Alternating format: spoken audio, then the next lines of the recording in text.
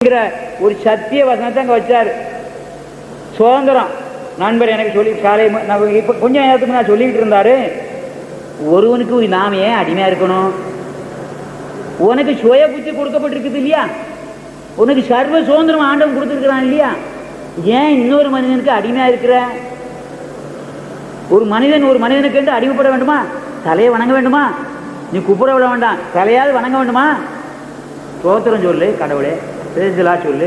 அதாவது கடவுளே, இந்த மனுஷன் பார்த்ததுனால உனக்கு சோத்திரம் ஐயா, நான் அப்படித்தான் சொல்றேன். கடவுளே, அந்த ஐயாவை நான் பார்க்கறதுக்கு இப்ப எனக்கு கொடுத்த கிருபைக்காக, இந்த நண்பரை நான் பார்க்க செய்த கிருபைக்காக ஆண்டவனே உன்னை துதிக்கிறேன். துதி உங்களுக்கு இல்லை, சலாம் சொல்றது உங்களுக்கு அல்ல. ஆண்டவனே, இந்த தம்பியை நான் பார்த்தபடியா உன்னை துதிக்கிறேன். எதுக்கு? நாங்க ரெண்டோரும் ஒரு நாள் முகமுகமாக உனக்கு முன்பாக நாங்க ரெண்டோரும் இருப்போம் அப்படிங்கிறதுக்காக நான் துதிக்கிறேன். இவரை வேற இவர் சரீரத்துக்காக, இவர் உத்தியோகத்துக்காக, இவர் படிப்புக்காக, பட்டத்துக்காக, இன்னொன்று நடுவராக இருக்கிறதுக்காக நான் இவரை துதிக்கல, ஆண்டவரை துதிக்கல, இவரை வாழ்த்தல. என்னோட வாழ்த்துதல் எல்லாம் அல்லாவுக்கே, மனிதனுக்கு அல்ல. அதாவது சில தலையில் அடிக்கிறாங்க, நான் தலையில் அடிக்கிறது இல்லை. அப்படி அடிக்கிறாங்க, இப்படி அடிக்கிறாங்க, இப்படி சொல்றாங்க. இப்படி சொல்றதுல ஒருவேளை ஒரு பக்திக்குரிய காரியம் இருக்குது. இது வெள்ளைக்காரன் அடிச்சாடி தலைவிதின்னு அடிக்கிறான், நெத்தியில் அடிக்கிறான் தலைவிதின்னு சொல்லி அடிச்சு காயம் முடிச்சு போவோம். வேண்டாம்.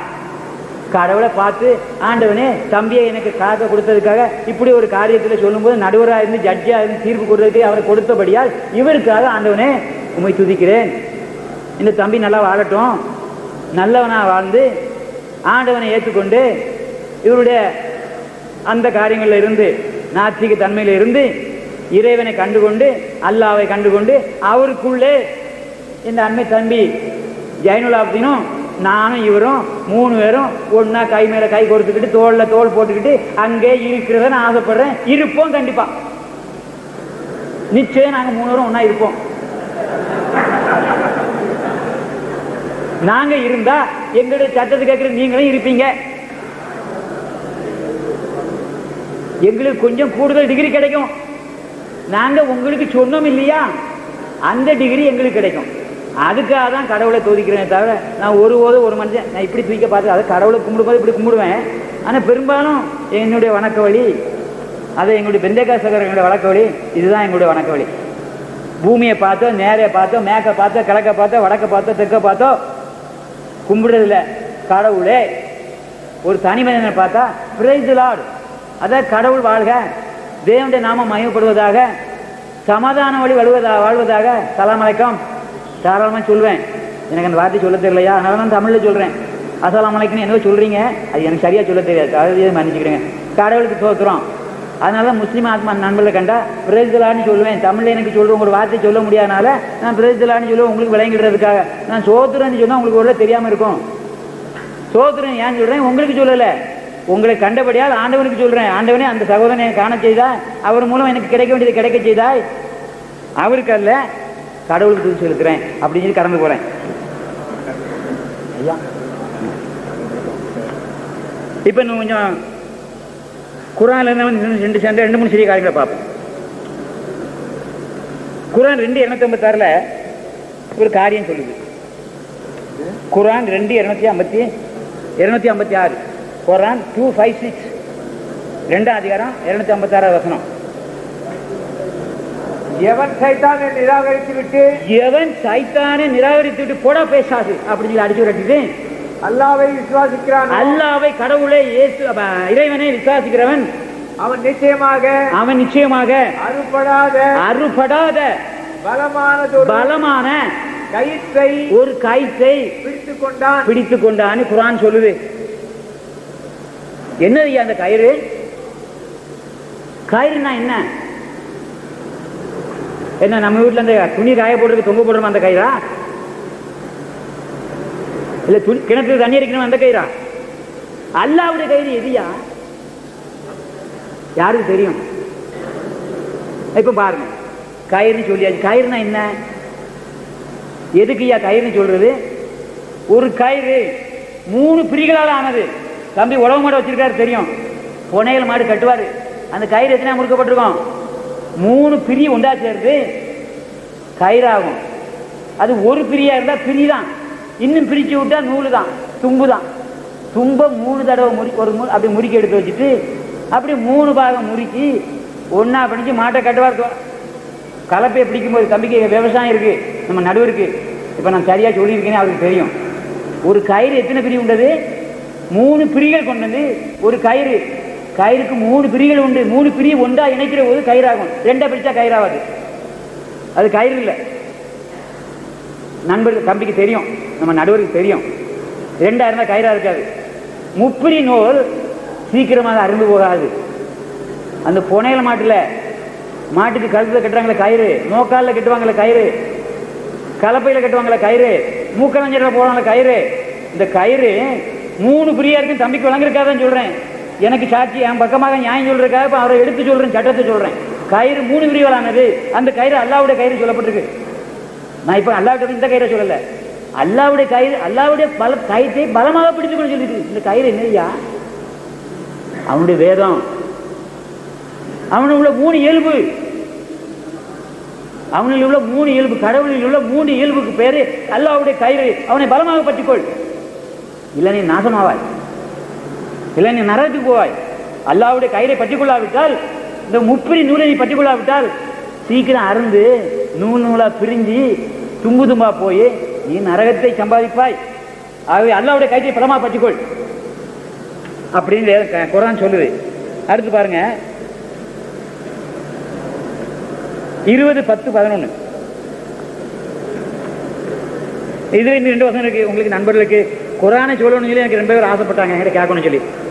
ஒருவேளை உங்க இமாமார் சொல்லிக் கொடுக்கல எனக்கு தெரியல. 31:22 படிங்க ஐயா. 31:22. அவங்க உங்களுக்கு சொல்லித்தராம இருந்தால் அவங்க மேல குற்றம். அல்லாஹ்வுடைய கயிறை பற்றி உங்களுக்கு விளக்கம் சொல்லாம இருந்தா இமாமார் மேல குற்றம். எவன் தன்னுடைய முகத்தை முற்றிலும் அல்லாஹ்வின் பால் திருப்பி, எவன் தன்னுடைய முகத்தை கடவுளுக்கு நேராக ஆக்கிக் கொண்டு நன்மை செய்து கொண்டு இருக்கின்றான், நன்மை செய்து கொண்டு இருக்கின்றானோ அவன் நிச்சயமாய் மிக்க பலமான ஒரு கயிற்றை பற்றி பிடித்துக் கொண்டான். எவன் ஒருவன் தன்னுடைய பாவ குணங்களை விட்டு, சைத்தானை விட்டு தன் ஆத்மாவுக்கை கொண்டு வந்து அல்லாஹ்வுக்கு நேராக திருப்பி வைத்துக் கொண்டு, தன் மனச்சாட்சியை கடவுளுக்கு நேராக திருப்பிக் கொண்டு, தன் மனச்சாட்சியை கடவுளுக்கு நேராக திருப்பிக் கொண்டு அவன் பக்குவப்பட்டு கடவுளுடைய கயிற்றை, அந்த அல்லாஹ்வுடைய கயிற்றை, அந்த வேதத்தை, அவனுடைய 3 இயல்புகளை பற்றி பிடித்துக் கொண்டு வராதவன், அவரை நோக்காதவன், அவருக்கு கீழ்ப்படியாதவன் நிச்சயமாக அந்த அறுபட்ட கயிற்றால அக்னிக்குள்ள போவான் அப்படின்னு குர்ஆன் சொல்லுது. இன்னும் ஒரு வசனம் தர்றேன் பாருங்க. அதில் ஹதீஸ் 1168, ஹதீஸ் 1168 இங்க இருக்குயா.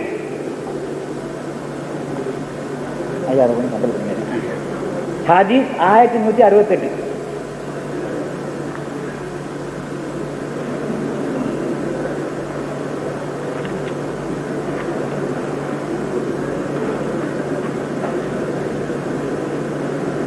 துவக்கமும் அவனே, துவக்கமும் அவனே, முடிவும் அவனே, முடிவும் அவனே, தோன்றுவதும் அவனே, தோன்றுவதும் அவனே, மறைந்திருப்பதும் அவனே, மறைந்திருப்பதும் அவனே. அவன் எல்லாவற்றையும் நன்கறிந்தவன், எல்லாவற்றையும் நன்கறிந்தவன். தோற்றுவதும் அவனே, துவக்கமும் அவனே. அடுத்தையா முடிவும் அவனே, முடிவும் அவனே, மறைந்திருப்பதும் அவனே, மறைந்திருப்பதும் அவனே. 57:3 படிங்கய்யா. குர்ஆன் 57:3. குர்ஆன் 57:3. தேங்க்ஸ்யா.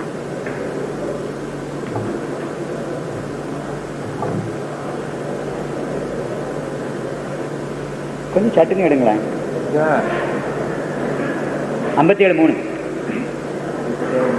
ஆதியும் அவனே, ஆதியும் அவனே, அந்தமும் அவனே, அந்தமும் அவனே, தோற்றுவதும் அவனே, தோற்றுபவனும் அவனே, மறைந்திருப்பதும் அவனே, மறைந்து காணப்படுகிறவனும் அவனே. அவன் சகலவற்றையும் நன்கறிந்தோன். அவன் அந்த அல்லாஹ் சகலவற்றையும் அறிந்தவன். அவன் காணப்படுகிறவனும் காணப்படாதவனும், துவக்கமும் முடிவும் சகலமும் அவனே.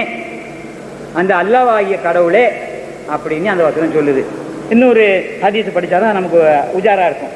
847 847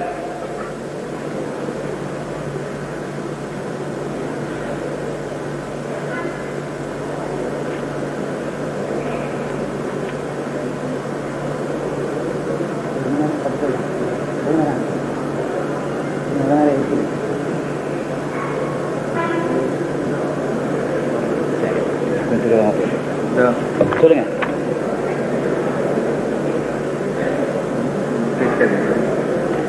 ஹதீஸ் எத்தனை சொன்னேன்? 847. படிங்க.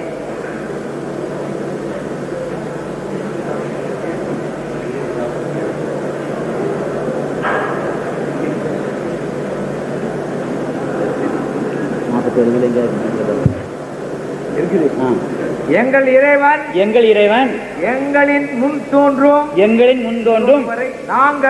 நாங்கள் இந்த இடத்தில் எதிர்பார்த்திருப்போம். எங்கள் இறைவன் எங்களுக்கு முன்னால காணப்படுற வரைக்கும் இங்க இருப்போம்னு சொல்றாங்க. பின்னர் எங்களின் இறைவன் வந்ததும் நாங்கள் அவனை அறிந்து கொள்வோம் என்று கூறுவர்.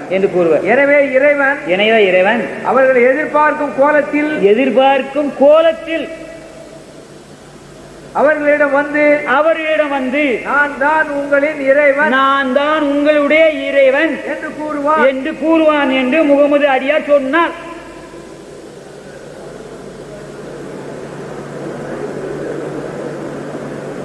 அடுத்து கடந்து போற குர்ஆன் 20:10. குர்ஆன் 20:10.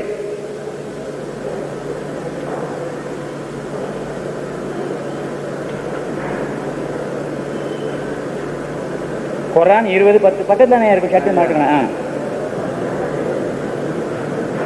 இங்க என்ன சொல்லுவீங்க பாருங்க. அவன் தன் குடும்பத்தாருடன் அதாவது மோசே தன் குடும்பத்தாருடன் சென்ற பொழுது தான் செல்ல வேண்டிய வழியை அவன் ஒரு வழியை நோக்கி போய்கிட்டு இருக்கிறான். அறியாத நிலையில் கொஞ்சம் நிலையா மூசா தன் குடும்பத்தாரோடு ஒரு திசையை நோக்கி சென்று கொண்டிருக்கிறான். ஒரு வழியை தேடி போய் கொண்டிருக்கிறான். வழி தெரியல அவனுக்கு. எனக்கும் தெரியல, உங்களுக்கும் தெரியல. ஆண்டவன் காட்டணும். ஆண்டவன் அந்த வழியை காட்டணும் நமக்கு. இப்போ மூசாவால ஒன்றும் செய்ய முடியல. அவன் குடும்பத்தோட குழந்தைகளோட வந்துகிட்டு இருக்கிறான். நான் அப்படிதான் சொல்லுவேன். அறியாத நிலையில் தூர் என்னும் மலையின் மீது அவன் நெருப்பை கண்ட சமயத்தில் பாத்தீங்க தன் குடும்பத்தாரை நோக்கி நீங்கள் இங்கே சிறிது தாமதித்திருங்கள். மெய்யாகவே நான் நெருப்பை காண்கிறேன். அதிலிருந்து ஓர் எரிகொள்ளியை எடுத்துக்கொண்டு உங்களிடம் வருகிறேன். ஒரு அந்த நெருப்பை காண்கிறான். அதிலிருந்து ஒரு கொள்ளியை, அதாவது டார்ச் விளக்கை எடுத்துக்கிட்டு, வெளிச்சத்தை எடுத்துக்கிட்டு வெளியே வராங்கிறான். அப்ப அவன் எங்க இருக்கிறான்? ஒரு இருட்டில் இருக்கிறான். வழி தெரியல போகிறதுக்கு. குடும்பத்தை கூட்டு வாரான். வழி தெரிய மாட்டேங்குது. ஆண்டவன் எப்பவும் அவனோட இருக்கிறாரு. உடனடியாக அங்க ஒரு நெருப்பை காட்டுறாரு. காட்டுல தூருங்கிற மலையில அங்க யாருக்கு நெருப்பு கொளுத்திக்கிட்டு இருக்கா?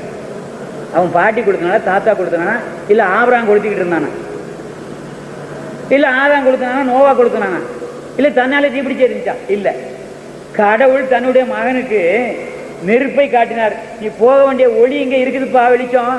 என்கிட்ட இருந்து கொஞ்சோட வெளிச்சத்தை எடுத்துட்டாங்க. போ, நீ போக வேண்டிய வழியை நான் காட்டுறேன். போ. எங்க? இஸ்ரவேல்கிட்ட போ, யூதா கோத்திரத்துக்குள்ள போ, யாக்கோபின் சந்ததிகிட்ட போ, ஆபிரகாமின் சந்ததிகிட்ட போ, ஓன் சந்ததிகிட்ட போ, அந்த விளக்க எடுத்துக்க அப்படின்னு சொல்றாரு. நெருப்பு ஒண்ணா? நெருப்பு ஒரு பொருளா? இப்ப எடுத்துக்கிடுவோம். இங்க சேரியில் இருக்குமா எனக்கு தெரியல. இப்ப இங்க இருந்து 1 மைலுக்கு அங்கால எங்கேயோ ஒரு அந்த நெருப்பு எரிஞ்சு வச்சுக்கிடுவோம். இங்க இருந்து பார்த்தா என்ன தெரியும்? புகை தெரியும். மேல தீப்பத்திட்டா. எங்க ஊர்ல மணி அடிப்போம். எங்க ஊர்ல முஸ்லீம் தெருல தீபத்தினா கோயில்ல மணி அடிப்போம், பிள்ளையார் கோயில்ல மணி அடிப்பான். அவங்க டமடமான அந்த நகரம் தான் சொல்லுவாங்க. அவங்க நீங்க என்ன சொல்லி தெரியல. எங்க ஊர்ல நவரம் தட்டின்னு சொல்லுவாங்க. நவரம் தட்டின்னு சொல்லி எங்களுக்கு காலையில் உழவு வேலைக்கு எழுப்பி விடுறது என் தம்பி தான். எங்களை உழவு வேலைக்கு எழுப்பி விடுறது அந்த நவரத்தை தட்டி தான் எழுப்பி விடுவார். அதுக்காக நான் இப்பவும் நன்றி கொடுறேன். எங்கள் ஊரில் எல்லாரும் அவருக்கு நன்றி சொல்கிறாங்க. வேலைக்கு போகிறவங்க நவரம் தட்டி தான் போவோம். நவரம் தானே சொல்லுவாங்க, எங்கள் ஊரில் நவரம் தான் சொல்லுவாங்க. அதுக்கு சரியான வாக்கு தெரியாது. நவரம் தட்டி தான் வேலைக்கு போகிறதுக்கு அவங்க எழுப்பிடுவாங்க. எங்கள் கோயிலில் 6 மணிக்கு தான் மணி அடிக்கும். அவங்க கோயிலில் 4:45 5க்கு எழுப்பிடுவாங்க. மாடு கொண்டு உழவு ஊருக்கெல்லாம் எப்போ போவான்? நவரம் அடிக்கவே போவான். தம்பி குத்துவச்சுக்கும் அவருடைய அப்பாவுக்கும் அவருடைய தாத்தாவுக்கும் நான் ரொம்ப நன்றி கடாக பட்டனா இருக்கிறேன். எங்கள் சித்தப்பா எப்போ வந்தால் அந்த நவரம் தட்டோன்னு போயிடுவார்.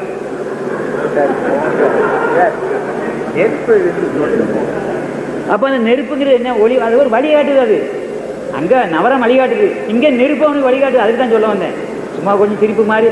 அதாவது சத்தியத்தை கொஞ்சம் இல்லைன்னா எல்லோரும் தூங்கிட்டு இருப்பாங்க. காலையில் பார்த்தேன் தம்பி பேசிக்கிட்டு இருக்கும்போது இங்கே இந்த ஐயா மாதிரிலாம் இல்லை, நான் தரிசனம் பண்ணிக்கிறேன். தூக்கம் போட்டு தலையை அப்படி இப்படி ஆடிக்கிட்டே கிடந்தாங்க. தோல்லை செஞ்சா அடுத்த மேலே விழுந்தவங்க இருந்தாங்க. இப்போ யாரும் விழமானீங்க பற்றியா? அதுக்காக தான் பிடிச்சது. நவரம் தட்டினா உங்களுக்கு சிரிப்பு வருது இல்லையா? உண்மையே சத்தியத்தை சிரிச்சு சொல்கிறேன், தப்பு இல்லை. தம்பியை பற்றி உழவ மாட்டுக்கு அந்த கைத்தை பற்றி சொன்னால் அவருக்கு தெரியும். அவர் என் பக்கமாக சொல்லணுங்கிறக்காக நான் அவரை அப்படி சொன்னேன். கயிறு மாட்டில் கட்டுறதுக்கு தெரியும். ஒரு உழவ மாடு வச்சிருக்காரு, வீட்டு பண்ண வச்சிருக்காரு. ஏர் மாட்டில் எப்படி தர்றாரு தெரியும், கயிறு 3 தெரியும். அதை சரிப்படுத்துறதுக்காக அவரை என் பக்கம் எடுத்துக்கிட்டேன். இருங்க ஐயா,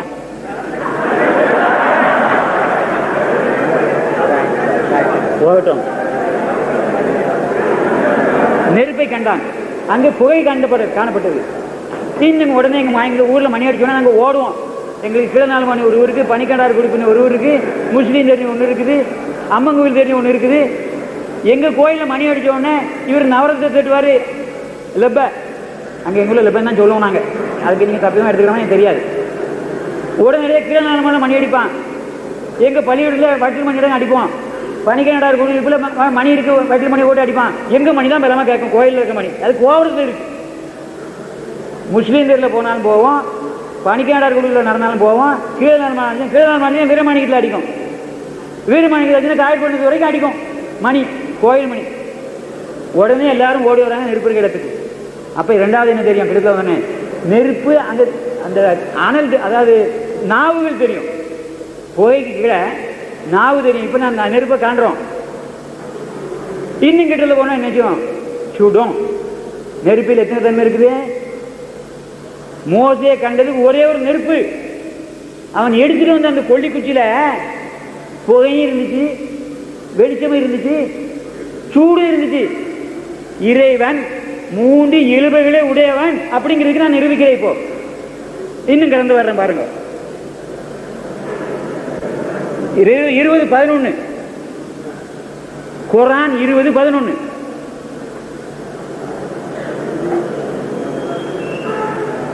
குர்ஆன் 20:11 யாரா வாசிங்க ஐயா?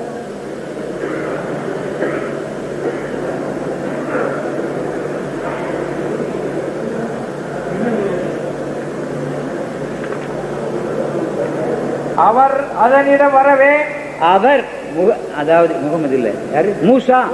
அதனிடம் வரவே, அந்த நெருப்பண்டை வரவே, அவரை நோக்கி மூசாவே, மூசா அந்த நெருப்பு கூப்பிடுது பாருங்க. இது கல்லு தான் கூப்பிடுன்னு சொல்லி இங்க ஒருத்தன் சொல்லிக்கிட்டு இருந்தாங்கன்னா, அங்க நெருப்பு கூப்பிடுது பாருங்க. என்ன சொல்லி கூப்பிடுது? மூசாவே. அது நெருப்புக்கு எப்படி அந்த பேர் தெரியும்? நெருப்புக்கு மனுஷனோட பேர் எப்படி தெரியும்? மூசாவே சொல்ல தெரியுமா? என்ன சொல்லிச்சு? மூசாவே, மூசாவே என சப்தமிட்டு அழைத்து நிச்சயமாக நான் தான் உமது இறைவன், நான் தான் உமது இறைவன். அந்த நெருப்பு சொல்லிச்சு. அந்த நெருப்பு சொல்லுது அவனை பார்த்து, நான் தான் அப்போ உன் இறைவன். காணல அவன் நெருப்பை தான் காணலாம். அதாவது ஒரு ஒளி பெருசா இருக்குது, அந்த ஒளியில கடவுள் இருக்கிறாரு. அந்த ஒளியை பார்த்துட்டு அந்த ஒளி பேசுது அவனோட. இப்ப பேசுறத குறித்து வர்றேன். நீங்க வேணா எங்க ஊரை ஏறத்தாழ ஒரு 2000 வீடு இருக்குது. எங்களுடைய கிராமத்தில் 2000 வீடு இருக்கு. 2000 வீட்லையும் அநேகமாக 50 வயசுக்கு மேற்பட்டவங்களெல்லாம் எனக்கு தெரியும். இன்றைக்கு என்ன வந்து ஒரு ரூமில் பூட்டி வச்சிருங்க, இங்கே ஒரு ரூமில் பூட்டி வச்சிருங்க. வாசலில் நின்றுக்கிட்டு பிஸ்மில்லாஹிர் ரஹ்மானிர் ரஹீம் சொல்ல சொல்லுங்க. அப்படி சொல்ல சொல்லுங்க. அதாவது எங்கள் ஊரில் 2000 வீடு கிடக்கல, ஒரு 100 பேரை பிடிச்சிட்டு வாங்கலாம். நீங்களே காசை போட்டு செலவழிச்சு இதை நிரூபிக்கிறதுக்காக கூப்பிட்டு வாங்கலாம். என் கண்ணையும் கட்டிவிட்டு என்ன ஒரு ரூமில் வச்சு பூட்டிடுங்க. அந்த சத்தம் மட்டும் எனக்கு கேட்க முடியாது. ஒரு ஜன்னல் வச்சுக்கிடுங்க. அதை நல்லா அதை எப்படி ஒரு முறையில் என் முகம் அவங்க காணாமல் மூடிடுங்க. இந்த 100 பேரையும் ஒவ்வொருவரா பிஸ்மில்லாஹிர் ரஹ்மானிர் ரஹீம்னு சொல்லிட்டு போக சொல்லுங்க. வேற ஒன்றும் சொல்ல வேண்டாம். பிஸ்மில்லானியா சொல்லிட்டு போய் சொல்லுங்களா, அதை ஈசா ரூபலானியா சொல்லிட்டு போய் சொல்லுங்க. அந்த வார்த்தையை வச்சு ஹலோ நீ துரநாடார், நீ வெற்றிவேல் நாடார், நீ ராமசாமி நாடார், நீ அசுன் குத்தூசு, நீ தோல்கடை காக்கா, இவர் அப்படி, இவர் பிச்சைக்கனி, இவர் முஸ்தபா, இவர் அகமது, இவர் உருண்டை, அப்படி உருண்டை அங்கே முஸ்லீம் தம்பி ஒருத்தர் இருக்கிறார் என் வயதுக்காரர். இப்படி நான் என்ன சொல்லுவேன், ஒவ்வொரு பேரையா அவர் பிஸ்மில்லான்னு சொல்லிட்டு போனா, அவர் பிஸ்மில்லான்னு சொல்ல சொல்ல நான் என்ன சொல்லுவேன், அவங்க பேரெல்லாம் சொல்லிக்கிட்டு இருப்பேன். எப்படியா சொல்றேன், அவனுடைய குரலில் அவன் இருக்கிறான், அவனுடைய குரலில் 1000 பேர் இருந்தாலும் இங்க எல்லாருக்கும் ஒவ்வொருத்தரா பேர் சொல்லிட்டு போங்க, உங்க குரல்லாம் ஒரே பதிவு பண்ணுவான், திருப்பி போட்டு பாருங்க. நான் ஒரு நாள் இந்த டேப்ல இந்த மாதிரி எங்க வீட்டில் ஒரு டேப் ரெக்கார்டு இருக்குது, என் சின்ன பிள்ளை என் பேர பிள்ளைலாம் சேர்ந்துட்டு பாட்டு படிச்சுது, நானும் கூட சேர்ந்து படித்தேன். என் பேரன் ஒருத்தன் 9 வயசுல குறும்புக்காரன் இருக்கான், அவன் இன்னைக்கு தாத்தாவை கிண்டல் பண்ணி பாட வச்சிருந்தான்னு சொல்லிட்டு அவன் அசுவப்படாமல் அந்த டேப் ரெக்கார்டை பதிவு போட்டான். உள்ள இருந்த ரெக்கார்டு அடித்து அது பழைய பாட்டை நீக்கி போட்டு படிச்சுட்டு ஒரு 3-4 பாட்டை என்ன வச்சு பாட வச்சு அவனும் பாடிட்டு என் கூட சேர்ந்து கும்மான் அடிச்சானுங்க. நான் ஒரு 10-15 நாள் கழிச்சு எங்கெல்லாம் இப்படி ஊழியத்துக்கு இப்படியான ஒரு காரியங்களுக்கு போயிட்டு ஒரு 10-15 நாளைக்கு வந்தேன். நான் வீட்டுக்கு போகிறேன், அந்த பாட்டு பாடிக்கிட்டு இருக்குது. இல்லை இதில் இந்த மாதிரி ஒரு பாட்டு ஏசு வருகிறாங்க, ஏசு சகோதரன் தினகரனுடைய பாட்டாடால இருந்தது, இது என்னடா பண்ணீங்க அப்படின்னு அங்கே பாடிச்சதும் கேட்குது. யார் பாடினு தெரியல எனக்கு. அவன் சொல்கிறான், தாத்தா நீங்கள் அன்றைக்கி விளையாடுனீங்களா, உங்களை விளையாட்டோட உங்கள் பாட்டை வச்சுட்டேன் பாருங்க. நான் வழக்கமாக பாடுற பாட்டு அது, என் பிள்ளைகளோட பாடுற பாட்டு, ஆனால் அது சத்தம் எனக்கு விளங்கலை. நீங்கள் சோதனை பண்ணணும்னா உங்கள் ஒவ்வொருடைய குரலையும் நீங்கள் இதில் போட்டு பார்க்கறதுனால, என்றைக்காவது உங்களோட குரலை டேப்பில் போட்டு பார்க்கறதுக்கு முன்னால் உங்கள் குரல் உங்களுக்கு தெரியுமான்னு தெரியாது. நான் சேலஞ்சு பண்ணுறேன். ஒருவருடைய தன்னுடைய குரல் தனக்கு தெரியாது, அதே வேளையில் உங்களுடைய குரலை கொண்டு உங்களை நான் கண்டுபிடித்து விடுகிறேன். உங்களுடைய குரலை கொண்டு என் ஊரில் உள்ள தம்பி அசனை கொண்டு அவர் கதவை மூடிக்கிட்டு எதிர்பாராமல் எதிர்விட்டு அண்ணே, அவர் அண்ணன் தான் சொல்லுவார், என்ன அண்ணே அப்படிம்பாரு. அது எங்கள் ஊர் பாச பாணி, அது ஒரு அண்ணங்கிறது ஏழைங்கிறது ஒரு தமிழ் தனிப்பமையாக இருக்கு எங்கள்கிட்ட. அவர் சொல்கிறது அண்ணன்னு சொல்கிறது அப்படியே 4 மாடிக்காரர் வந்திருக்காரு, ஏன் முன்னாடி சொல்லிவிடுவா, உள்ளேருந்து அடுப்பாங்கில் இருந்து கிச்சன்லேருந்து சொல்லுவா, அண்ணா காக்கா வந்திருக்காரு அப்படின்பா, உங்கள் காக்கா வந்திருக்காரு அப்படின்பா. இவர் வந்துட்டாலும் இந்த உங்கள் தொப்பிக்காரர் வந்துட்டார், இவர் தொப்பியோடு தான் வீட்டுக்கு வருவார், உங்கள் தொப்பிக்காரர் வந்துட்டார் அப்படின்னு ஏன் முன்னாடி சொல்லுவா. எது இருந்து சொல்கிறாங்க, குரல் நயம் ஒவ்வொருவனுக்கும் ஒவ்வொரு விதத்தில் இருக்குது. கடவுளுடைய குரல் வித்தியாசப்பட்டது. இத்தனை கோடி மனிதர்களை விட ஒருவனுடைய குரலை போல் ஒருவன் குரல் இல்லை, கடவுள் குரல் இதை விட மேலான உண்டு. அந்த குரலை அவன் கேட்டு மூசாவே என்ன சொல்றாருயா, மூசாவே சப்தமிட்டு அழைத்து நிச்சயமாக நான் தான் உன் இறைவன் சொல்லிட்டாரு. அந்த குரல் சொல்லுது, கடவுளை காணல. ஒளி இருக்குது, குரல் இருக்குது, சொல் வருது, அது வந்து அதுக்குள்ள கடவுள் இருக்கிறார் மறைஞ்சு. இன்னும் கூட அவன் அந்த ஆண்டவனை காணல. ஆனாலும் கடவுள் ஒன்று இருக்கிறாரு, அவருடைய பிரகாசம் ஒன்று இருக்குது, அது வந்து வெளிப்படுகிற சத்தம் ஒன்று இருக்குது, ஒளியும் அப்படியே. இறைவன் 3 இயல்புடையவன், மூவன் அல்ல, 3 கடவுள் அல்ல, ஒரே இறைவன், ஒருவன், 3 பேர் அல்ல, 3 தனித்தனி ஒருவன் அல்ல, ஒருவன். தமிழ் புலவர்கள் அழகா பாடியிருக்கிறாங்க, தமிழ் புலவர்கள் அழகா பாடியிருக்கேன். நாளி உப்பும் நாளி அப்பும் நாளியானவாறு போல், நாளி உப்பும் நாளி அப்பும் நாளியானவாறு போல் இறைவன் இருக்கிறான். நாளி உப்பில் நாளி தண்ணீரை ஊட்டினால் ஏறத்தாழ ஒரு படிதான். டெஸ்ட் பண்ணி பாருங்க, வேணாம் இங்கே கொண்டு வாங்க. நாளி உப்புடன் நாளி தண்ணீரை ஊட்டுங்கள், ஏறத்தாழ நாளிதான். 2ம் சேர்ந்து 1 தான், 2 படி அல்ல. நாளி ஒரு படி இருக்குது, தண்ணீர் ஒரு படி இருக்குது, 2ம் சேர்ந்து 3ஆகவில்லை, 2ஆகவில்லை, 1 தான், ஏறத்தாழ 1 தான். அதாவது சொல்லுவேன், ஏறத்தாழ 1ஆ இருக்கு. ஒருவேளை கொஞ்சம் உப்பு வச்சிருக்கலாம், உப்பு கரையா தெரியுமா உங்களுக்கு, கடைசி வரைக்கும் கரைச்சிக்கிட்டு தான் ஊற்றணும், அப்படின்னா சரியாக தான் இருக்கும். கடைசி வரைக்கும் பேசி கரைக்க முடியாது. உப்பை முழு உப்பை வேணா கரைச்சி டேஸ்ட் பண்ணி நான் அதெல்லாம் பார்த்துட்டேன். நான் எண்ணெயில் கலக்கிறதுக்கு பார்த்தேன், எனக்கு பாருங்க நடக்கலை. எண்ணெயில் உப்பு கலந்து கொஞ்சம் விலையை குறைச்சி விற்றா நிறைய லாபம் வரும் எதிர்பார்த்தேன். தம்பிக்கு அட்வைஸ் பண்ணலான்னு பார்த்தேன். அவர் என்ன கடைக்காரரு, தம்பிட்டு சொல்லி ஏமாத்திட்டு அப்படி வியாபாரம் பெருசாக பண்ணலாமான்னு நினச்சேன். நடக்கலை. உப்பை எண்ணெயில் கரைக்க முடியலை, தண்ணியில் கரைக்க முடியுது, எண்ணெயில் கரைக்கலை. தண்ணியில் கரைச்சாலும் படிவம் படிஞ்சிடும், தண்ணியில் உப்பு கரைஞ்சிரும். சாக்கு பீஸ் கசையாக கரையாது. சாக்கு பீஸ் கரைச்சிட்டு சொல்லுவீங்க, கரைச்சி பாருங்கள், கரைச்சியில் படிஞ்சிடும். எண்ணெயில் உப்பு காடி படிஞ்சிடும். இது நான் வியாபாரத்துக்காக கொஞ்சம் கபடா தப்பிதமான வழியில் வியாபாரத்தை செய்யணும் அப்படி நான் கண்டுபிடிச்சி பார்த்தா நடக்கலை. நான் வியாபாரியாக நான் சொல்கிறேன், இது உண்மை. அதனால் எந்த பொருளும் தண்ணில் தானே அறியப்பட முடியாது. எப்போ அறியப்படும்? அதனுடைய இயல்பை கொண்டு அறிய முடியும். தண்ணி ஒரு பொருள் அல்ல. தம்பி படிச்சிருக்கிறாருன்னு நினைக்கிறேன், அவர் கிராஜுவேட்டா டிகிரியா மேஜரா கிராஜுவேட். தண்ணீர் ஒரு பொருள் அல்ல, நம்ம தலைவர் ஒத்துக்கிடுவார். அதுக்கு சொல்லப்பட்டிருக்கு, அது சொல்லுங்க, எனக்கு தெரியல, நான் English படிக்கலையா. 2H2 2H2 and CO2 ஹைட்ரஜனும் ஆக்சிஜனும் தனியாக பிரிஞ்சிடுமா தண்ணி. எப்படி இருக்கு? இப்போ தம்பி என்ன என் பக்கம் சேர்ந்துட்டாருன்னு நினைக்கிறேன். கடவுள் அப்படி பிரிக்க முடியாத ஒருத்துவம். மிக்சர் அல்ல. கத்திரிக்காயும் மாங்காயும் புளியங்காயும் பிரித்து வச்சு ஒன்றா டோட்டல் போட்டு மிக்சர் வச்சு கடலை பூந்தி அது இதை பிரித்து வச்சு ஒன்றா வச்ச மிக்சர் அல்ல, காம்பவுண்ட். அது கூட்டு பொருள். மிக்சர் வேற, உடச்சக்கடலை மெட்ராஸில் அப்படி சொல்கிறாங்க. உடச்சக்கடலை மற்ற இன்னொரு கடலை மிக்சரு, அந்த நீட்ட நீட்டமாக பூந்தி அது இதை ஒன்றா போட்டு கலந்து கொஞ்சம் கருவேப்பிலை போட்டு பொரிச்சு எண்ணெயில் தாளித்து வச்சுருவான். அது பேர் மிக்சர். தனித்தனியே குத்தி வச்சிடலாம். இந்த கலவை கூட்டுக்கலவை. நானும் என்னுடைய சரீரமும் என்னுடைய ஆத்மாவும் கூட்டு பொருளான ஜெபமணி. இறைவனும் அருளும் வார்த்தையும் பேராத்மாவையும் உடைய ஒருவன் அல்லாஹ். அவனுடைய பெயர் அல்லாஹ். அவனுடைய பெயர் அவன் ஒருவன் அல்ல, மூவனும் அல்ல, ஒருவன். ஒருவன், மூன்று இயல்புகளுடைய ஒருவன் அப்படின்னு சொல்லி நான் முடிக்கிறேன். ஆனாலும் உங்களை குறித்து கொஞ்சம் ஒரு ஷார்ட்டை கொடுக்காம விட்டா, உங்க இமாமங்களை ஒரு பிடியாம விட்டா, நீங்க போய் உங்க இமாமங்களை போய் கேட்க மாட்டீங்க. ஒரு ஹதீஸ் சொல்லுது, இறைவன் குதிரையில இருந்து அதனுடைய குதிரையை வேகமாக ஓட விட்டானா, எவன் விட்டானோ தெரியல, அந்த வேர்வை கொட்டிச்சான்.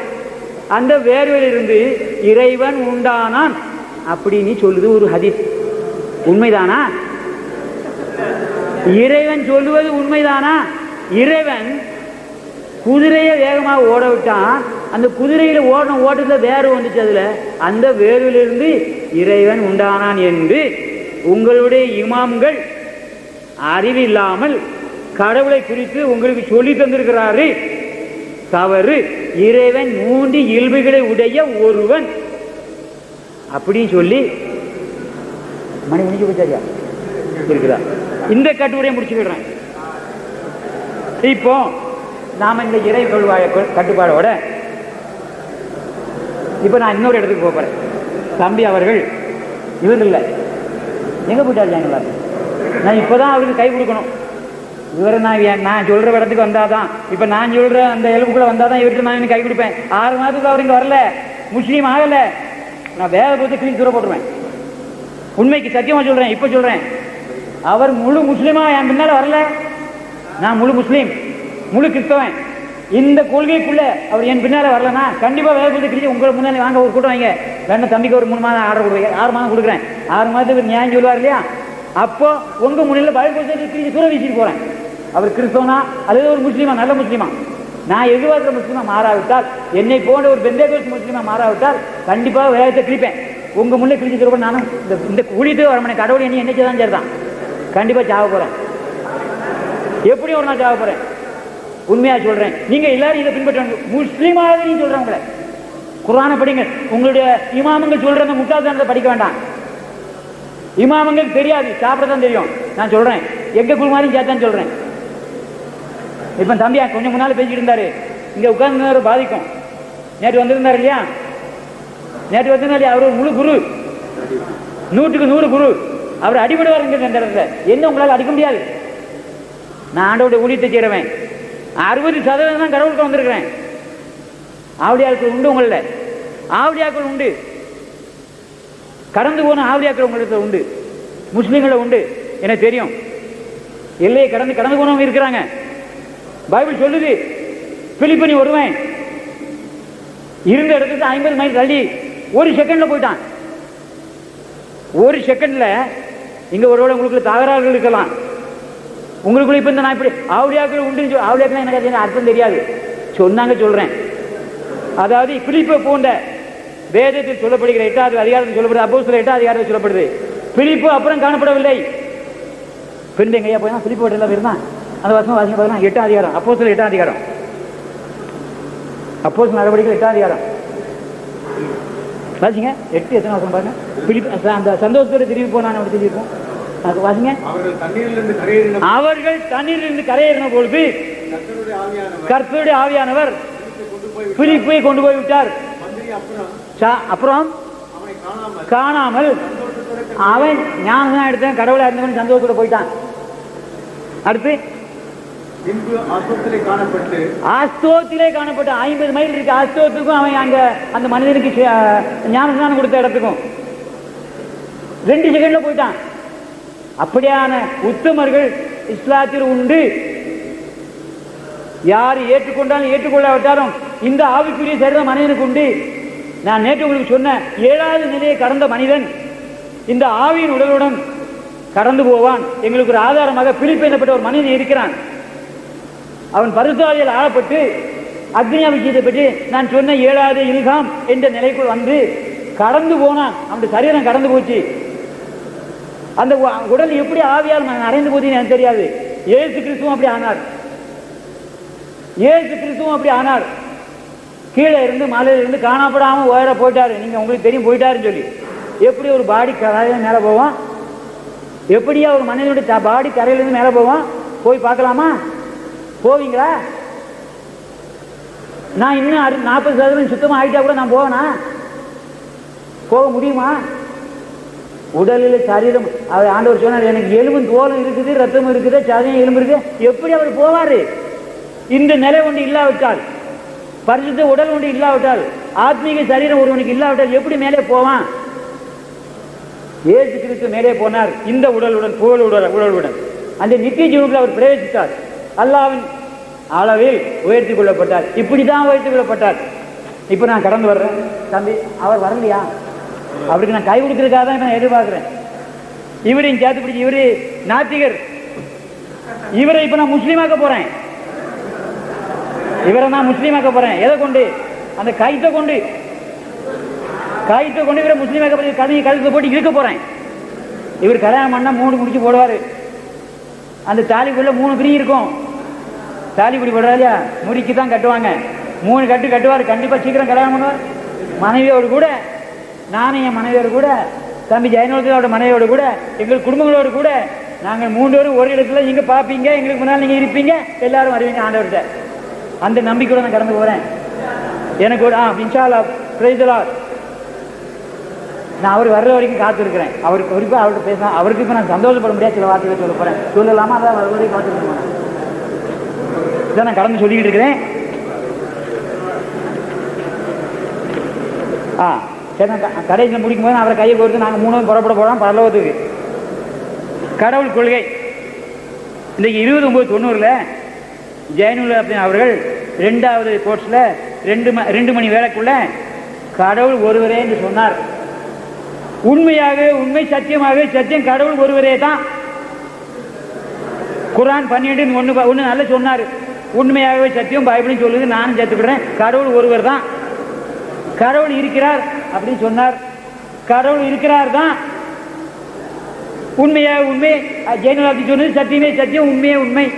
நான் முஸ்லீமாக கிறிஸ்தவனாக இருந்து கிறிஸ்தவன் முஸ்லீமாகிய ஜெயனுல் அப்படினை கொண்டு நடுவராகிய கிறிஸ்தவ முஸ்லீமாகிய நடுவரை கொண்டு எங்களுடைய தமிழ் தெய்வத்தின் மீது, இந்த தமிழ் பரம்பரையின் மீது நாங்கெல்லாம் அன்னைக்கு கிறிஸ்தவனாக தான் இருந்தோம், முஸ்லீமாக தான் இருந்தோம். இந்த திராவிட நாட்டில், இந்த திருவிடத்தில், இந்த பரிசுத்த பூமியில், இதுதான் அந்த பாண்டிய நாடு. இந்த திருவிடத்தில் நாங்கள்லாம் எங்களுடைய பாண்டிய ராஜா காலத்தில் நாங்கள் தான் இதை ஆண்டுகிட்டு இருந்தோம். நாங்கள் தான் இந்த இஸ்லாமாகவும் கிறிஸ்தவர்களாகவும், அதாவது நாங்கள் சொல்லுகிற இந்த வேதத்துக்குள்ளே இருந்தோம். இந்த வேதம் இங்கிருந்து வரல, இங்கிருந்து தான் புறப்பட்டு போச்சு. இங்கே தான் நாங்கள் இருந்தோம். இங்கே தான் உங்க சத்தம் வந்துச்சு. இங்கே தான் அகர உகரம் எல்லாம் வந்துச்சு. பிள்ளை அழைக்கிற ஊன்னு சொல்கிறது இந்த மூச்சு இங்கே தான் வந்துச்சு. தமிழுங்கிற எழுத்து இங்கே தான் தொடங்கிச்சு. ஒரு பிள்ளையும் அம்மாங்கிற வார்த்தை அடுத்த வார்த்தை அழாது. மம்மின்னு சொல்லி ஒரு பிள்ளையும் அழாது, அம்மான்னு தான் முதல்ல சொல்லும். இந்த பேய் மக்கள் சொல்லி கொடுத்தா தான் அடுத்தடுத்த வார்த்தை சொல்லி மம்மி எழுவ மாட்டுன்னு சொல்லும். இல்லைன்னா அது அம்மானு தான் சொல்லும். அகரம் தான் தொடங்கிச்சு. அகர உகரம் எல்லாம் ஓகாரமாக விரிந்தது. இந்த தமிழில் தான் அனைத்து மொழியும் வந்தது. அரபி மொழி தமிழ் மொழியின் பிரதிபலிப்பு. நீங்கள் அரபி மொழிக்கு முக்கியத்துவம் நான் ஒத்துக்கிடவே மாட்டேன். என்னுடைய மொழியில், என் தாய் மொழியில் இந்த திருக்குறள் வந்ததுக்கு நான் சந்தோஷப்படுறேன். ஒவ்வொரு முஸ்லீமும் இந்த தமிழ் மொழி இருக்கிற குரானை நீங்கள் படிக்கணும். உங்களில் குரான் கூட இருக்காத வீடு இருக்குன்னு எனக்கு தெரியும். இருந்தாலும் போட்டெலாம் கட்டி தலைக்கு மேலே தொங்க வச்சிருக்கீங்கன்னு தெரியும். பச்சை துணியில் அநேகர் கட்டி தொங்க வச்சிருக்கிறீங்கன்னு தெரியும். அதுக்குள்ளே பூச்சியும் முழு இருக்குன்னு தெரியும். அது பொட்டரிச்சு போயிருக்குன்னு தெரியும். அது கருத்து வெளியெல்லாம் கருத்து கருமுண்டமாக தெரியும். புகை பிடிச்சிருக்குன்னு தெரியும். நான் பார்த்துருக்கேன். 1000 முஸ்லீம் மத்தியில் போயிருக்கிறேன். 1000 இமாம்களை பார்த்துருக்கேன். கலாசாலைக்கு போயிருக்கேன். அரபு கல்லூரிக்கு போயிருக்கேன். கேட்ட கேள்விக்கு பதில் சொல்ல தெரியாது இமாம்களுக்கு. நீங்கள் சொல்லுவீங்க இனி குரானை படிங்க வாலிபர்கள்லாம் எங்களை போல கிழவனா பண்ண பிறகு சாவ போகிற காலத்தில் சங்கராச்சாங்கரனை கூப்பிடாதீங்க. கண் இருக்கிற போது கடவுளை பார்க்குறேங்க. வாலிபர்களே உங்களை எல்லாரும் நான் வாழ்த்துறேன். இந்த சத்தியத்தை கேட்டுவிட்டு உங்களை நான் ஆண்டவருக்கு கூட துதிக்கிறேன். குரானை படிங்க. தமிழில் எழுத சொல்லி படிங்க. குரான் அரபி அரபி அரபின்னு சாகாதீங்க. அரபியில் கடவுள் இல்லை. தமிழ் தான் முதல் கடவுள். தமிழ் எழுத்து தான் ஓ ஆ ஊ தான் கடவுள்.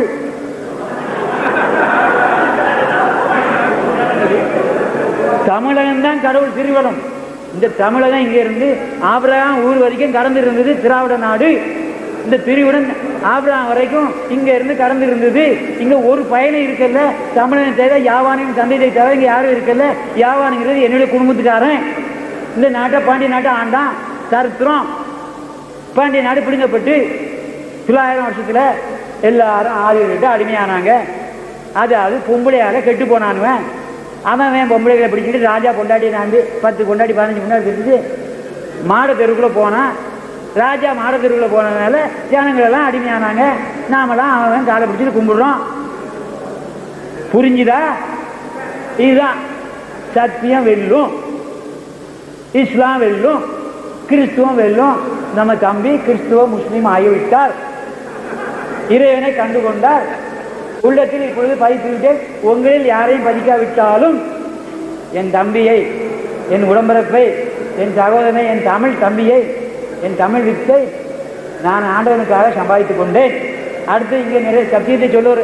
நடுவர் சொல்ல வரும்பொழுது நம்மோடு கூட மரபு ராஜ்யத்திற்கு வருவார்.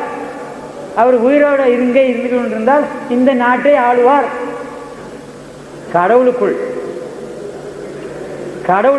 இங்கே இருக்கிற அக்கறம் முடித்த மக்களை நிச்சயமாக இவர் ஆழ்வார். ஆண்டவர் இவரை தெரிந்து கொண்டிருக்கிறார். இவர் இப்படியான கூட்டங்களுக்கு நம்ம கடந்து போவார். சத்தியத்தை அறிந்து கொண்ட இவர் இனிமேல் சும்மா இருக்க முடியாது. ஜீவன் ஊருக்குள்ள வந்த பிறகு என்ன செய்யும்? ஜீவன் உள்ள வந்துட்டா சும்மா இருக்காது. அது என்னைக்காவது பண்ணணும். உயிர் உள்ள வந்துட்டா அது எதையாவது பண்ணணும். இவர் பண்ணுவார். அதைத்தான் தம்பி சொன்னார். குர்ஆன் 2:21 கடவுள் ஒருவரேன்னு சொல்லி முடித்தார். கடவுள் இருக்கிறாருன்னு சொன்னார். அல்லாஹ் தேவையற்றன்னு சொன்னார். உண்மைதான். அந்த வசனங்களை அவர் சொல்லி முடித்தார், நான் சொல்லலை. ஏழைக்கு இறங்குறவன் கர்த்தருக்கு கடன் கொடுக்கிறான். கடவுளை நம்புகிறவன் என்ன செய்யணும்? ஏழைக்கு இறங்க வேண்டும். பைபிள் சொல்லுது. தம்பி சொன்னார். ஒன்று அடுத்தாருக்கு ஒன்று இருக்கிற பங்கிட்டு கொடுன்னு சொன்னார். வேதம் சொல்லிச்சு உனக்கிட்ட 2 இருந்தால் உங்களுக்கு சொல்லுது 40ல் 1 கொடுக்க சொல்லி இல்லையா? வருஷத்தில் 2% கொடுக்க சொல்லியிருக்கு. கொஞ்சம் அதிகமாக கொடுக்கணும் ஐயா, கொஞ்சம் அதிகமாக கொடுக்கணும். இப்படியாக கடவுளை ஊழியத்தை செய்கிற பிள்ளைகளுக்கு ஊழியத்தை செய்யப்படி இப்போ இந்த ஹாலை வாங்குறதுக்கு நீங்கள் பணம் கொடுக்கணும். தம்பி அப்படி பணம் கேளாதுன்னு சொன்னார். இது எப்படி நடக்கும்? எப்படி நடக்கும்? இந்த கடவுளை ஊழிய மனுஷன் சாவரக்கா பிறந்திருக்கிறோம், செத்து மண்ணா போறக்கா பிறந்திருக்கிறோம். அங்கே போய் யுகமாய் வாழப் போகிறோமே, இந்த 80 வருஷம் வாழ்கிற ஊருக்கு எவ்வளோ பணம் செலவழிக்கிறீங்க? அந்த ஊருக்குள்ளே போகிறதுக்கு இந்த மாதிரி நண்பர்களுக்கு செலவு பண்ணால் என்ன தப்பு? இது தப்பு இல்லை. தர்மம் கேட்கல அவங்க, நீங்கள் எனக்கு தர வேண்டாம், அவர் செய்கிற ஊழியர்களுக்கு கொடுங்க, அப்போ தான் கடவுளங்களை நேசிப்பான். அந்த இடத்துல ஏழைக்கு இறங்குறவன் கடவுளுக்கு கடன் கொடுக்குறான். அதில் சொல்லியிருக்குது, குரானில் சொல்லி தம்பி சொன்னார். அதே காரியம் பைபிளில் இருந்து தான் அங்கே எழுதப்பட்டதுன்னு நான் நம்புகிறேன். இதுதான் எனக்குள்ள ஒரே ஒரு தவறான காரியம். எங்கள் இந்த பைபிளுக்குள்ள சத்தியவதற்குள்ள காரியத்தை முகமது படிச்சுக்கிட்டு அதாவது தெரிஞ்சுக்கிட்டு அங்கே எழுதி புட்டு வச்சிருக்கிறாருன்னு எனக்கு ஒரு ஆசை அப்படி சொல்கிறதுக்கு. அது எப்படி உண்மை எப்படி இருக்கட்டும், எனக்கு அப்படியே அந்த குரான் மேலே இருக்கு அங்கே வந்த காரணம், நான் படிச்சுக்கிட்டு இருக்க வேத புத்தகத்தில் இந்த சத்தியம் அங்கே இருக்குத, கடவுள் ஒருவன் சொல்லி இருக்குத, நீ ஏழைக்கு இறங்கு, கர்த்தரு கடன், ஏழைக்கு இறங்குறான் கர்த்தரு கடன் கொடுக்குறான்னு சொல்லியிருக்குது. அங்கேயும் சொல்லியிருக்கு இங்கேயும் சொல்லியிருக்கு. நான் பேசிக்கிட்டு இருந்த காரியம்னா அங்கேயும் சொல்லியிருக்கு இங்கேயும் சொல்லியிருக்கு. கிறிஸ்துவம் வேற இல்லை, இஸ்லாம் வேற இல்லை. நான் கிறிஸ்தவ முஸ்லீம், நீங்க இஸ்லாமிய கிறிஸ்தவர். என் தம்பி நல்ல முஸ்லீம் கிறிஸ்தவர். இதுதான் அதோட காரியம், வேற ஒன்றும் இல்லை. நான் இன்னும் சொல்றேன் பாருங்க. பிரசங்கில பலியை கொடுத்து சொன்னார் ஐயா, பலியை கொடுத்து கொஞ்சம் அப்படி கொஞ்சம் வழி விலகினார். பலி வந்து இந்த ஒன்னே அவர் ஏற்றுக்கணும், வேறுபாடே இல்லை, வேறுபாடே இல்லை. நான் குரானிலிருந்து நிரூபிக்கிறேன், பைபிளிலிருந்து அதுக்கு ஆதாரம் தாரேன். பலியை குர்பானியை நீங்கள் எல்லோரும் ஏற்றுக்கொண்டால் நமக்குள் எந்த விதமான பிரிவினையும் இல்லை. அவன் கிறிஸ்தவனை சொல்ல தேவையும் இல்லை, முஸ்லீம்னு சொல்லவும் தேவையில்லை. நாங்களெல்லாம் தமிழ் கிறிஸ்தவ முஸ்லீம்களையும் சொல்லிக்கலாம். நம்மளை விட முக்கிய பெரிய கிறிஸ்தவனோ முஸ்லீமோ மேல்நாட்டிலே இல்லை. அவன் நமக்கு படித்து தர வேண்டியது, நாம கிட்ட இருந்து அவன் படிக்கணும். இங்கே நாம் இணையரை பார்த்து உலகம் முழுவதிலும் உள்ள 90 கோடி முஸ்லிம்களும் 172 கோடி கிறிஸ்தவர்களும் ஒன்றுபட்டு நின்றால் உலகம் நம்மளை என்ன செய்யும்? 512 கோடி ஜனங்கள் இருக்கிறார்கள் பூமியில். இன்றைய தினத்தில் 172 கிறிஸ்தவர்கள் இருக்கிறோம், 90 கோடி முஸ்லிம்கள் இருக்கிறோம். நாம சராசரி பாதிக்கு மேலே போயிட்டோம். எவன் நம்மளை அசைக்க முடியும்? எவன் நம்மளை அசைக்க முடியும்னு கேட்கிறேன். நாம் ஒன்றுபட்டால் இந்த பூமியில வேண்டாம், நித்தியத்திற்குள் ஒன்றாச்சிருக்கோம். நான் முதலாவது உங்களுக்கு நாம் ஒன்றாயிருந்தால் இறைவன் நம்மை நம்முடைய மோட்சராஜில் ஒன்றுபட அழைத்துக் கொள்வாரு குரான் சொல்லியிருக்கு. நமக்கு ஏன் இந்த தப்பு வருது? ஏன் ஒருத்தர் ஏன் இணைஞ்சு போகக்கூடாது? இப்போ கிறிஸ்தவங்க இப்போ எங்களுக்கு சைனா அடிக்க வருவாங்க. உண்மைக்கு அதனால தான் அவர் போயிட்டாரு தெரியுமா? எனக்கு அதான் இருந்த டேப்பு கூட தூக்கி விட்டார். நான் பயந்துட்டு வேதனையோடு வந்தேன். அந்த அஜாவை கடவுளாக கொண்டு காலையில் நான் சர்ச்சையில் வந்து அவங்க விட்டார். அவங்க இன்றைக்கி அவங்க ஒரு ஆஃபீஸில் ஒர்க் பண்ணிக்கிட்டு இருக்கிறாங்க. இப்போ 4 நாளைக்கு லீவ் போட்டுக்கிட்டு இருக்கேன். நான் வேண்டிக்கிட்டேன் அவங்கள்ட்ட. நான் வேண்டிக்கிட்டு முன்னாவே அவர் நான் நிற்கிறேன் ஐயான்னாரு. கடவுள் எனக்கு அப்படியான ஒரு நண்பரை கொண்டு கொடுத்தாரு. இந்த சகோதரன் கிழவனா கூட்டாரு. கண்ணாடி கூட 2 உடஞ்சி போச்சு. நீ காலையில் பாருங்க சொல்லு, கண்ணாடி படுத்திருந்தா 2 உடஞ்சி போச்சு. இப்போ அழகாக புது மாப்பிள்ளை மாதிரி கண்ணாடி போட்டிருக்காரு. நான் அதை ஒட்ட வச்சுட்டு வாங்கினீங்கன்னா சரியாக புதுசாக சேர்த்து வந்துட்டாரு. வாசிக்கிற ஆள் இல்லையே. நான் காலையில் ஆள் தேடிக்கிட்டு இருந்தேன் பாருங்க. என் தம்பிகிட்ட கேட்டேன், புத்து சுட்டேன். ஆனால் நான் வரேன் அப்படின்னாரு. அவர் எப்போ எனக்கு கை கொடுக்குறாங்க. திட்டலாம் அடித்தா கூட வாங்கிட்டு திருப்பி அங்கே தான் ஓட்டிக்கிடுவார். அது எங்கள் பிறகு குணம். எங்கள் ஊரில் உள்ள 10 நாங்கள் அப்படி தாங்க இருக்கிறோம். ஊரில் நான் வேறு, அவர் வேறு, அவர் குடும்பம் வேறு, என் குடும்பம் வேறு. நான் என்னாலும் தோல் கிடக்காக்கா தான் கூட நாங்கள் வேறு இல்லை. நான் திட்டாலும் அடித்தாலும் அது என் பிள்ளை, என் தம்பி. அது எங்களுக்குள்ள உரிமை. நீங்கள் யாரும் யாரும் கேட்கக்கூடாது. அது என்னோட உரிமை. அன்போடு கூட தான் நான் சொல்கிறேன். அதாவது அப்படி ஆண்டவன் அடையின்னு எனக்கு ஒரு அளவு கிடந்த ஆசை. அதான் சொன்னேன். இப்போ சொன்னார், அதாவது 2 படிங்கய்யா. 2 அதிகாரம் 196 குரான். இல்லையே ஒரு காரியத்தை அவர் நம்மளோட ஒட்டி போன்னு சொல்றேன். என்ன சொல்லலாம்? குரான் 296.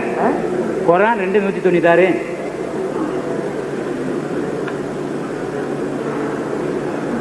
எனக்கு இந்த குரானை படிக்க ரொம்ப ஆசைப்பட்டுருங்க.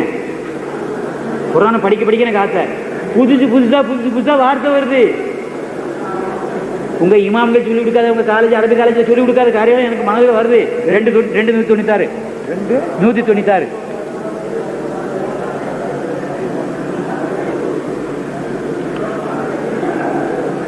என்ன முஸ்லீம் ஆகிட்டேன்னு கேட்கறவங்களாம் இருக்கிறாங்க. அல்லாவுக்காக ஆரம்பம் செய்த ஹஜ்ஜையும் உம்ராவை நீங்கள் பூரணமாக்குங்கள். ஆனால் மக்கா செல்ல முடியாதவாறு நீங்கள் தடுக்கப்பட்டு ஹஜ்ஜை பூரணமாக்க முடியாவிட்டால் அச்சு என்னும் ஆடு மாடு ஒட்டகம் அச்சு என்ற ஒரு பரிசுத்தமான ஜீவ ஜந்தை உங்களுக்கு சாத்தியமானவை பரிகாரமாக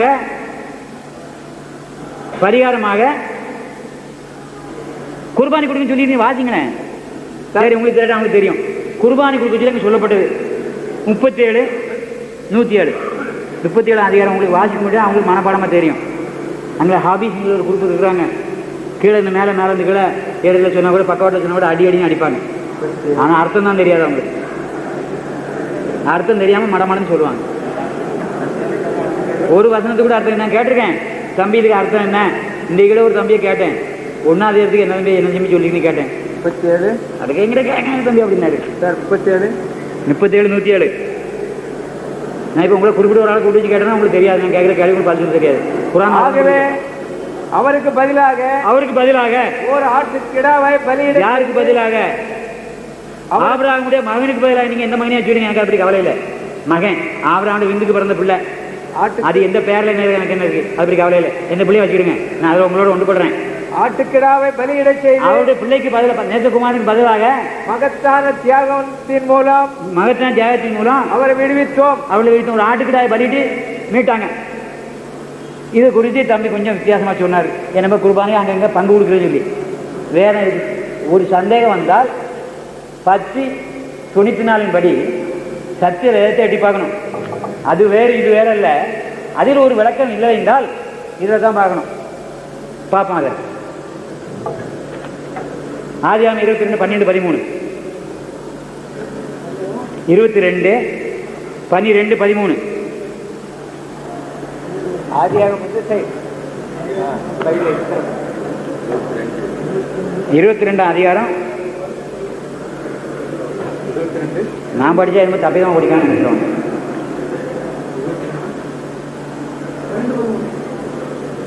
ஆதியாகமம் 22. அப்பொழுது அவர் பிள்ளையாண்டான் மேல் கையை போடாதே, அவனுக்கு ஒன்றும் செய்யாது, நீ அவனை உன் புத்திரன் என்றும் ஏகசுதன் என்று பாராமல் எனக்காக அவனை ஒப்பு கொடுத்தபடியால் நீ தேவனுக்கு பயப்படுகிற இப்பொழுது அறிந்திருக்கிறேன். ஆபிரகாம் தன் கண்களை ஏறெடுத்து பார்த்தபோது புன்னாக புதரிலே தன் கொம்புகள் சிக்கிக் கொண்ட ஒரு ஆட்டுக்குட்டியை கண்டான். ஆபிரகாம் போய் கடாவை பிடித்து அது தன் குமாரனுக்கு பதிலாக பலியிட்டான். இதுல கொஞ்சம் தப்பிதான் போனாங்க. இப்ப பைபிள் அடுத்த வருஷம் சொல்றேன் பாருங்க. 22:6 22வது அதிகாரம் 6ஆம் வசனம். ஆபிரகாம் தகன பலிக்கு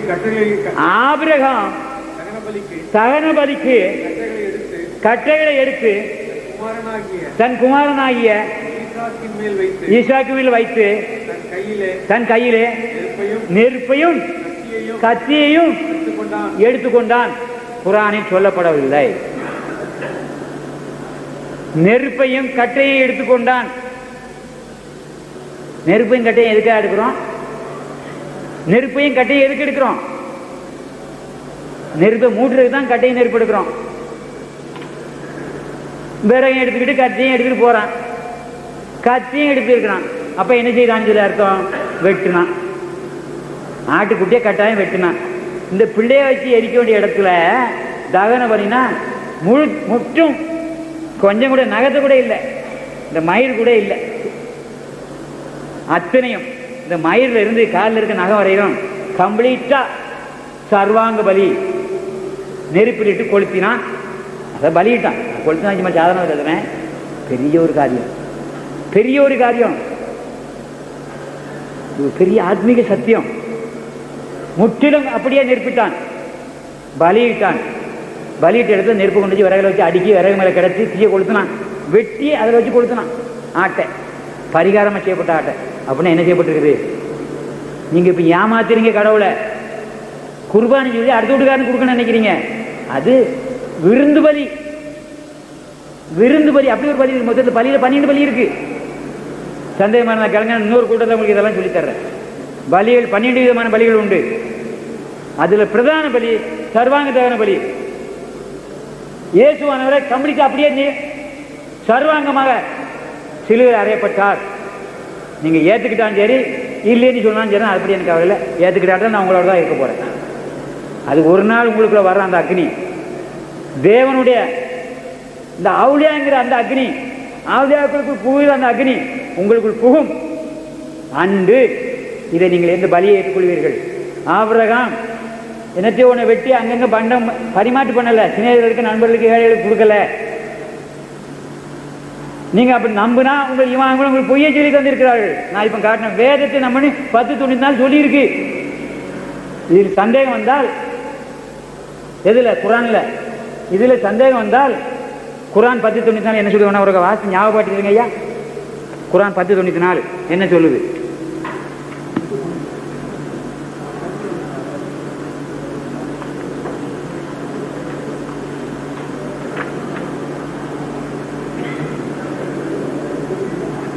சட்டுன்னு எடுங்களா ஐயா,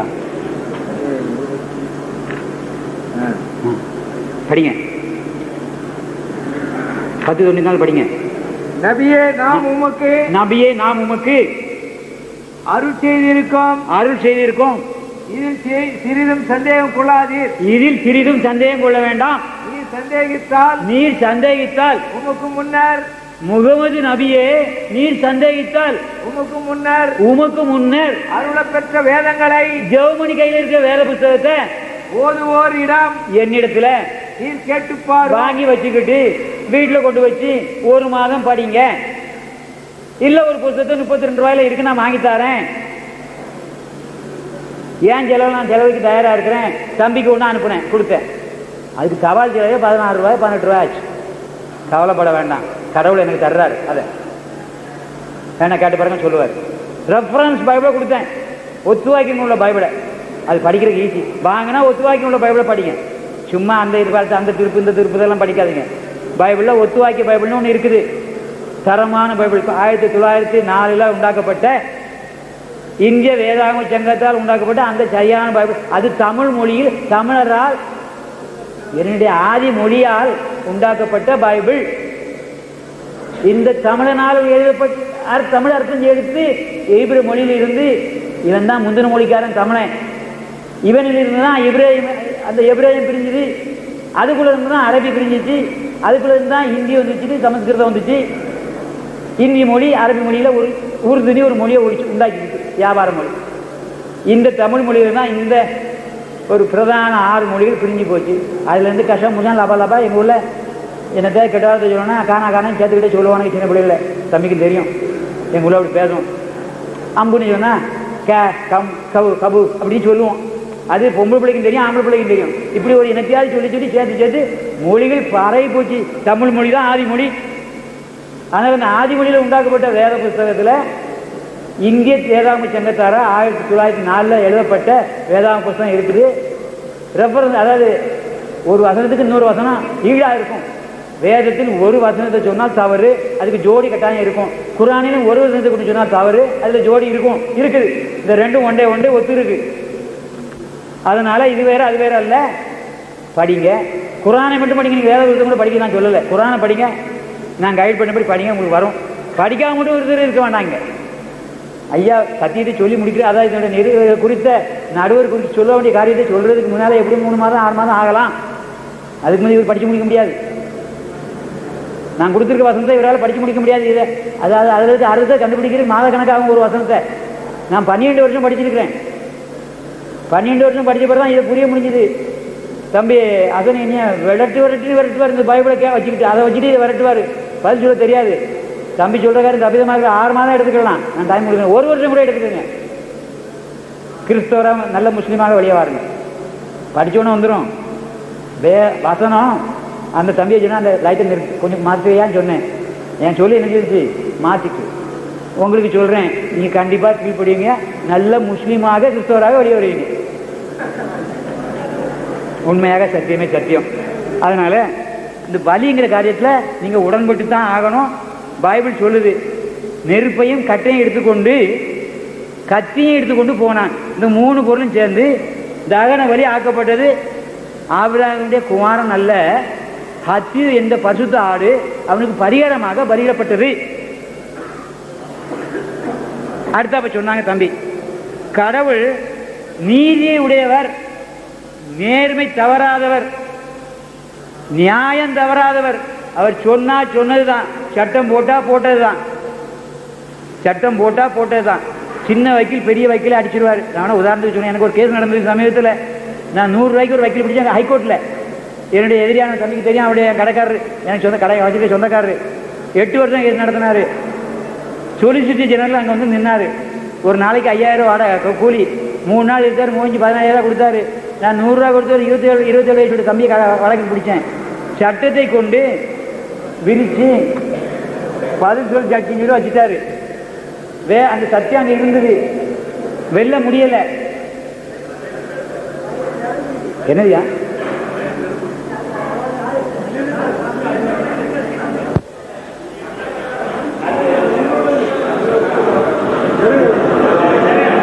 பயப்படாதீங்க,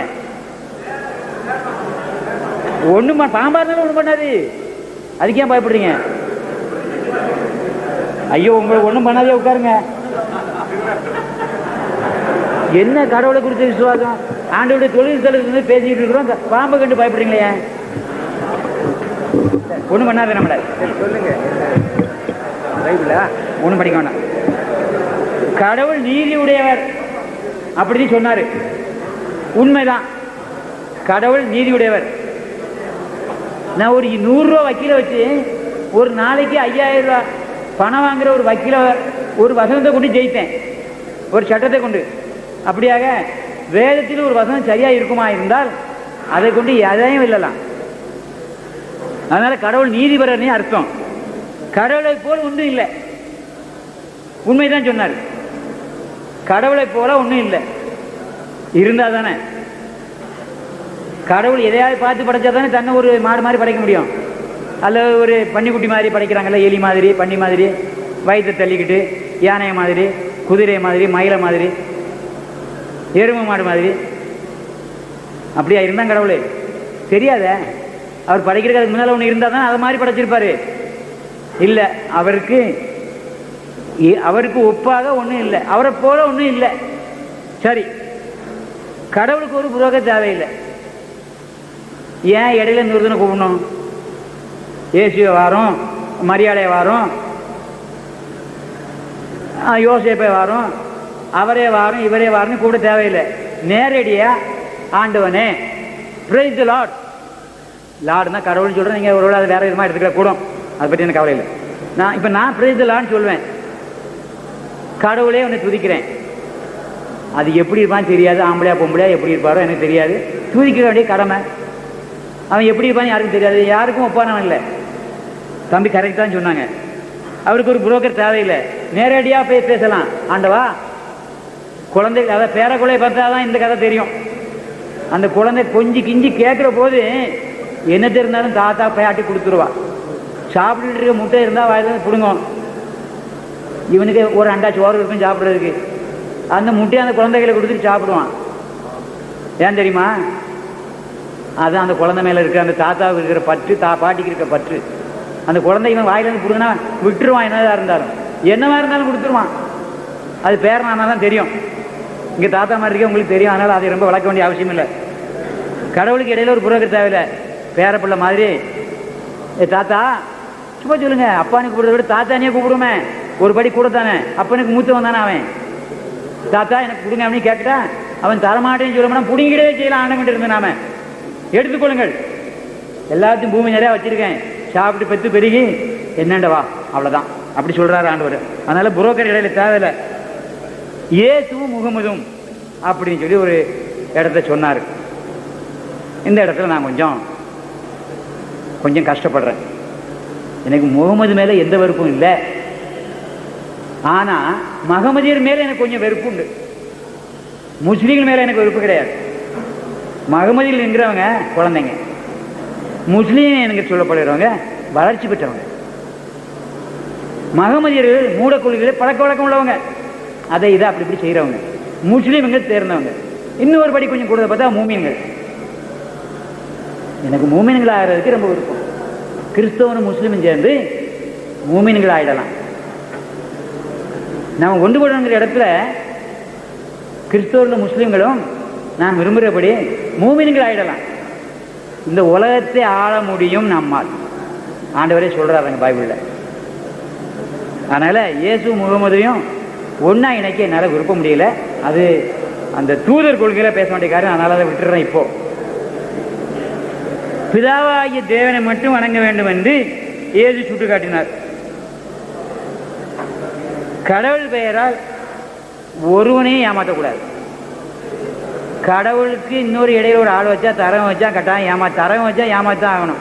இயேசு என்ன சொன்னார்னா, உங்களுடைய பிதாவும் என்னுடைய பிதாவும் அப்படின்னு சொன்னார்.